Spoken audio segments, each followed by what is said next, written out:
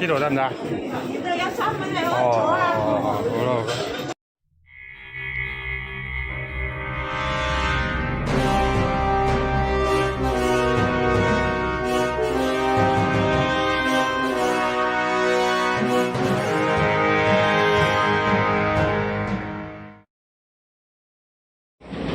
對面呢就係太子嘅地鐵站啊，出邊嗰條就係彌敦道啦。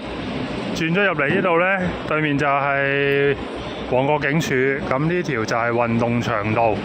沿住呢條路一路行出去呢，就係旺角大球場啦。咁我今日當然就唔係去大球場啦，我今日呢就嚟呢度附近食嘢。咁我仲記得呢，呢條呢就係傳說嘅太子酒吧街呢邊。咁入邊咧有啲酒吧嘅，咁我咧曾經有嚟過嘅喎。咁但係我又唔係唔飲酒唔食煙咁樣嚟做咩咧？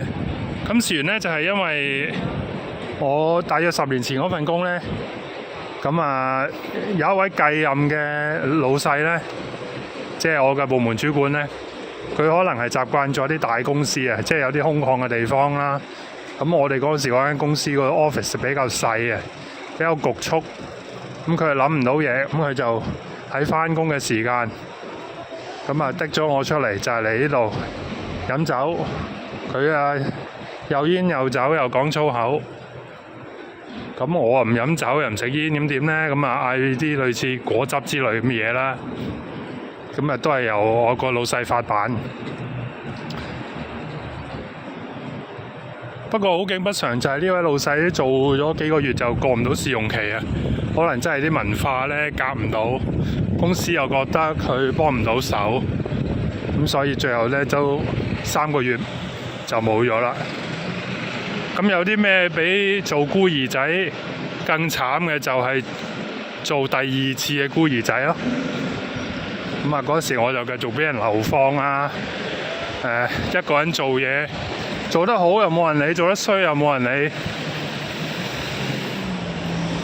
一次又一次都係咁樣。唉，不過都10年前啦。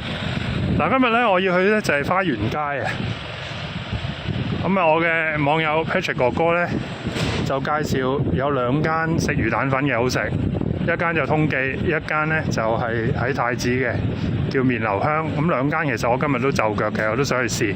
咁通記咧之前就食過一次啦，咁不如就嚟試下花園街太子嘅麵流香啦。咁我估計應該就喺呢個附近嘅啫。咁呢條街其實我之前都嚟過一次嘅，就係食嗰間西餐 Victoria， 不過就好似有啲失望，我好似食得冇揾一揾，係咪呢度附近呢？揾一揾先。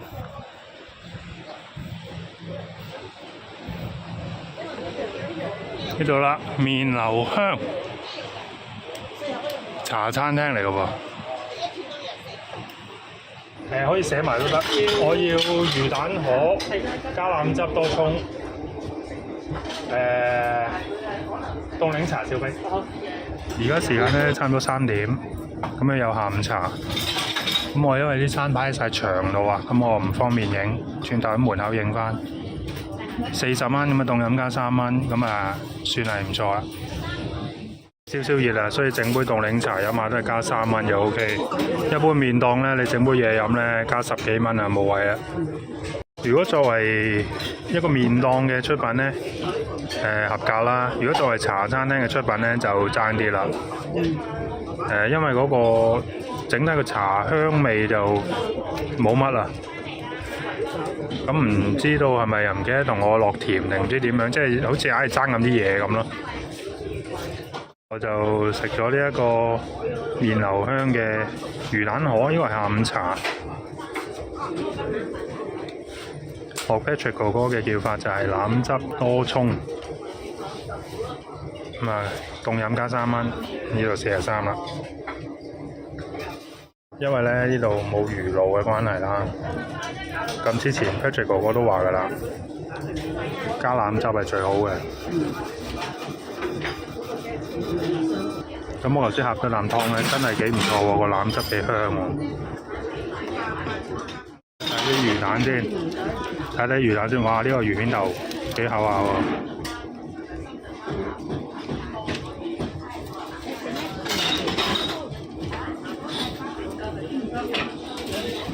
兩塊比較下，你知啊！哇！即係一塊頂幾塊。咁另外就魚蛋啦。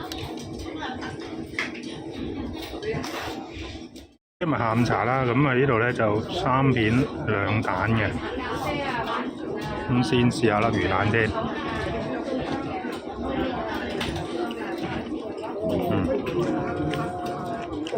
唔錯嘅，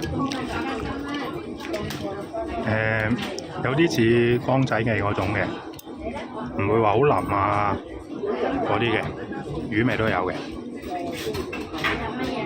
咁啊魚片咧先嚟試塊薄嘅啫，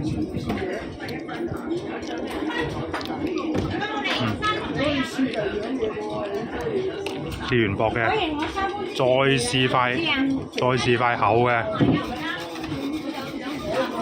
我冇拿佢哋先。咁一定係厚嘅口感好啲啦。阿珍出咗去啊？你冇拿阿珍嗰？嗰啲魚片我覺得係有少少腍喎。咁啊兩個之間咧，魚蛋同魚片我中意魚蛋多啲，但係佢都好食嘅。哇！咁鬼厚切，真係犀利。河粉都係啲幼身河粉啦 ，OK 嘅。咁因為冇魚露咧，咁嗰個鹹香嘅鮮味咧就爭啲嘅，咁但係連埋個腩汁連埋個湯一齊食咧就可以。真係唔好多手，自己多手咧試下啲辣椒油，嗰辣椒油好辣啦，頂唔緊。而家成個口都好辣啦，即係本身咧如果唔食得辣就唔好搞啦。咁啊本身跟住嗰個腩汁咧已經係好好味嘅啦。而家落咗落去之後咧，反為辣過龍啊！食晒，飲埋杯凍飲，好彩今日係凍飲啫。啱啱食完呢間麵流香啦，咁啊食嘅時候差唔多3點，哇坐滿晒人喎！即係喺今時今日喺香港，如果你呢個下午茶時間，成間餐廳係爆場嘅，都真係比較少見。咁我初頭以為佢係一間粉麵檔嚟嘅，咁原來佢咧係一間茶餐廳嚟嘅，咁但係主要食粉麵為主啦。咁一般茶餐廳嘢都有嘅，咁佢有個下午茶餐啦，咁佢正價平時咧其實都有個正價餐啊，貴幾蚊啦，48蚊。咁唔知個份量會唔會有分別啦？因為今次呢一個下午茶餐咧就係2蛋3片，咁啊同我之前食過嘅大喜咧係差唔多嘅。咁啊，但論價錢就冇得同大喜比較嘅。咁整體嚟講咧，如果你話以魚蛋同埋魚片嘅質素嚟講咧，我覺得都係幾唔錯。尤其是其中有一片咧，我都唔知道嗰片係魚片頭啊，定係魚片啊。咁啊，相當厚切，單係以嗰片嚟講咧，8分冇走雞㗎啦。咁啊，另外嗰2片咧就相對薄啲啦，可能一塊厚啊，掕2塊薄咁樣啦。咁咧就嗰度都有7分以上㗎啦。咁魚蛋咧，我得2粒啊。咁整體咧，佢係你話好腍又唔係，你話好爽彈又唔係，啱啱就係兩者嘅中間。咁我覺得都會係有7分嘅水準嘅。咁始終湯底，因為我個人中意用河粉咧，係點魚露食。咁佢喺度冇魚露啦，加咗腩汁個味道係 OK 嘅。咁啊，如果就咁食嗰個河粉咧，其實咧就有少少淡口嘅。但係以河粉嘅質素嚟講，我諗都有7分㗎啦。咁整體今次呢一碗魚蛋粉咧，8分樓下7分半左右啦。咁都係一個食得過嘅，加埋下午茶40蚊又唔係話好貴咧，連埋送埋杯熱飲咧，咁啊真係都幾抵玩，因為你江仔記都要40蚊，但係就冇嘢飲噶嘛，咁所以即係價錢嚟講都算合理咯。反為杯凍檸茶我就覺得就真係普通啲啦，咁我諗係5、6分左右嘅水準嚟嘅啫。咁呢度就係花園街啦，之前嚟食過一次啦，對面 Victoria 啦，上次我食嗰度。咁啊難得嚟到呢一度咧，都行一行呢個花園街啦。咁啊行呢邊嘅方向往旺角嗰邊一路行。咁啊作為今次呢條片嘅結尾啦。咁啊如果呢度行入去就係花墟，咁而家花墟都唔知有冇得做，因為越嚟越多新聞話，即係你可以嗌叫花咧，就直送到你屋企啊，就唔會需要嚟花墟買啊，而且個質素又唔差，價錢又唔係貴。啱啱一個燈位比較多人流啊，咁所以咧就停一停先啦。咁我都係行返街嘅中間啦。哇！而家嘅熱頭啱啱好曬落嚟，行入嚟呢邊。咁呢度咧兩邊咧都係有好多排檔嘅，同女人街啊嗰啲咧都好相似嘅。大家有冇行過花園街呢一度嘅咧？兩邊都會係一啲賣衫嘅鋪頭啦，有時有啲賣袋嘅啦，好似呢啲賣袋嘅啦。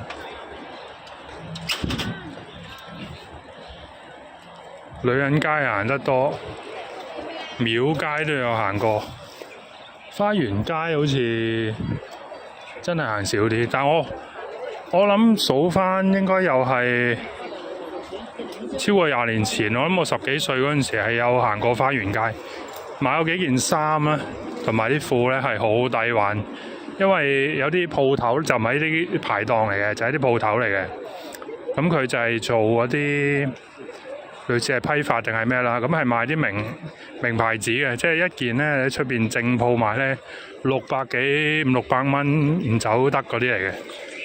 咁但係可能真係個公仔頭歪咗少少啊，或者係斜咗啊，或者係唔對稱啊，咁咧就變咗一折啦。500蚊嘅衫咧就賣50蚊啫。咁我記得嗰時買咗4件。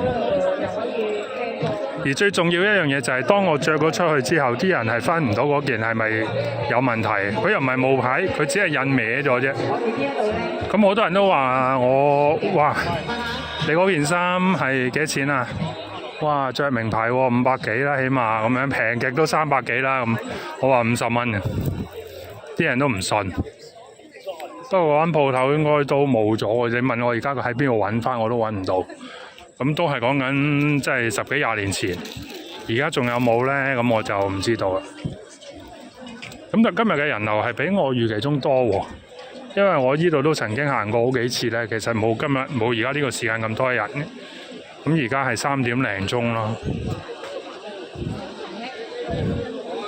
咁可能天氣涼啲啦，又唔算話好熱好曬啊咁啦。我啱啱有架車。好啦，咁繼續行下呢邊，咁呢邊就多啲一啲類似啲飾物啊，床上用品啊，咁有啲可能有啲過年嗰啲裝飾擺設啊，等等，咁一粒主要都係一啲衫褲鞋襪啊嗰啲比較多啲嘅。都係呢啲衫啊呢啲。咁而家好多都北上消費，以前就大家都理解啦，呢度啲衫可能好多都係喺內地攞落嚟賣嘅，咁而家都直接北上消費，又喺淘寶買衫買鞋買成，咁呢啲生意仲有冇得做呢？係嘛？試過有個經歷就係有次屋企人同阿媽上去大陸買衫，咁啊揀咗一件啦，咁本身都唔諗住買嘅，咁啊最後都買咗件啦。買咗返嚟香港，咁跟住見到香港有啲鋪頭有得賣，但係個價錢真係爭好遠，喺大陸買平好多，喺香港買貴成100零蚊，係比喺大陸買嗰個價錢貴多100幾蚊，係一模一樣嘅，乍眼睇一模一樣啊。咁所以就冇辦法㗎啦，呢個都要接受。呢度有啲生果檔啦，咁行到嚟前面呢度咧就係拔街啊，咁即係上去 Mokko 嗰度啦。咁之前我都食過奇趣燒鵝大王嘅早餐嗰度附近啦，係啦，呢度就 Mokko啦。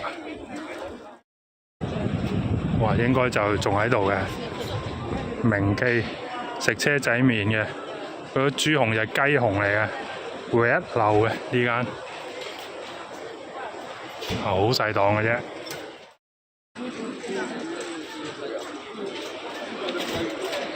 咁啊，繼續行返呢個花園街啦。咁呢度一路行出到去咧就係旺角道啦。咁我哋行到嗰度咧，咁今日呢條片就差唔多啦。嗱，呢度又冇頭先嗰度咁多人啊，起碼即係見到都有啲空間。喺前面又多人返少少。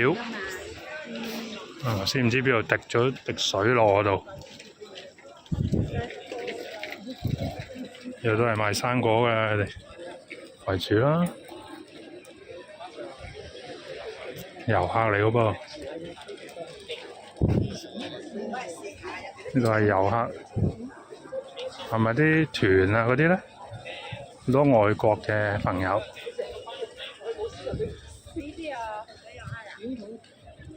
咁有好多唔少嘅網友啦，都話即係好欣賞，或者都好比較鍾意睇我而家咁樣嘅安排，就係食完一間餐廳之後咧，喺附近行下。